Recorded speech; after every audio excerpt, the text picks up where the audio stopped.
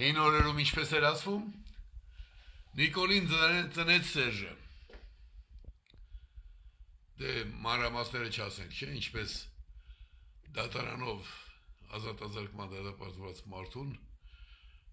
բրամկետի չնչին մասը անցկացնելուց հետո բաց թողեց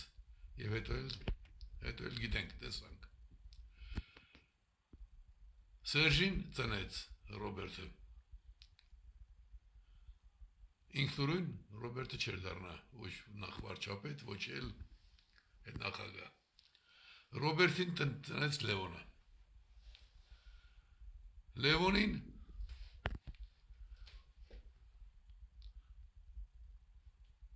իշխանության նախ Ղարաբաղ կոմիտե բերեց, հետո ես չասեմ ով բերեց, բայց համենայն դեպս Սումգայիթ կազմակերպած արհեստական երկրաշարժ կազմակերպած KGB-ի պետ Կրյուչկովը նվիրեց զրահապատ մեքենա, հանկարծ մեր տղին մի վատ բան չլինի։ Հիմա ձեզ կհարցնեք, իսկ քեզ ով բերեց, ես որևէ իշխանություն չեմ ունեցել, իրական իշխանություն, չնայած բոլոր կարևոր բաները իմ ծրագրերով են կատարվել, ընդհուպ մինչև Արցախյան շարժման, ինքնորոշական շարժման հիմնավորումը 87 թվականին ստեղծեցի, ընդհատակից հանեցի իմ ղեկավարած ազգային միացյալ կուսակցությունը, ընկերներիս հետ, գաղափարին հավատարիմ մնացած ընկերներիս հետ, մնացած արևի տակ էին փնտրում։ Հասավ Արցախ, որ ոչ թե պետք է նամակ Ռուսաստան թագավորին գրել, այլ ինքնորոշման ուղիով գնալ։ Մոսկվան փորձեց դա օգտագործել անկախության դեմ, չստացվեց, չէր կարող ստացվել, որովհետև հիմքում դրված էր արդեն ինքնորոշման գաղափարը։ Բայց ասեց այնպես անեմ, որ այս ամենի գլուխ կանգնեն մեր մարդիկ, մեր տղերքը, գրական լեզվով ասած գյադեկը, Քաշնազարը գեղարվեստական գրական գործ է, չէ, ուրեմն գյադեկը։ Բա ինչ անենք, որ Հայրիկյանը չխանգարի, էլի կալանավորել չի ստացվում։ Միտերան, Ռեյգան, աշխարհը վզում է դրա դեմ։ Դե արտաքսենք հերրու պահենք, մինչև իշխանությունը գտանք մեր գյադեկին, ու այդպես մինչև այսօր շարունակվեց։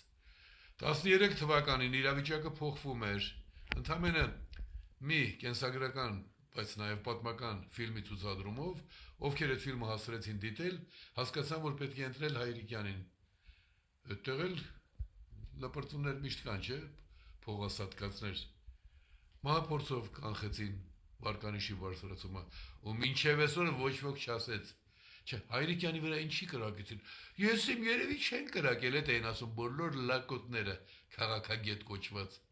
Ու ոչ մեկը չասաց։ Հայրիկյանի Վարկանիշը բարձրանում էր, այսինքն տեղներ են գնում, մարդիկ հիշում էին, որ ինքը բոլոր կարևորագույն ծրագրերի նախաձեռնողն է եղել։ Այդպես, ուրեմն, ի վերջո, պատմական ընթացքը տեսնում եք։ Հիմա էլ ես չեմ դրել իմ թեկնածությունը, այսինքն ես թույլ չեմ տալիս անգամ, որ ակնարկեն, դուք վարչապետ կդառնաք, թե չէ, որ ասեմ, ինչքան ուժեր են դիմել, կզարմանաք, թե դեպքում ինչպես կարելի է ոչ ասել, բայց ես շատ ավելի կարևոր բան եմ դրել, որ դուք կարգին սահմանադրությամբ հայ մարդիկ դառնաք ձեր ճակատագրի տերը, այդ թվում երկրի տերը։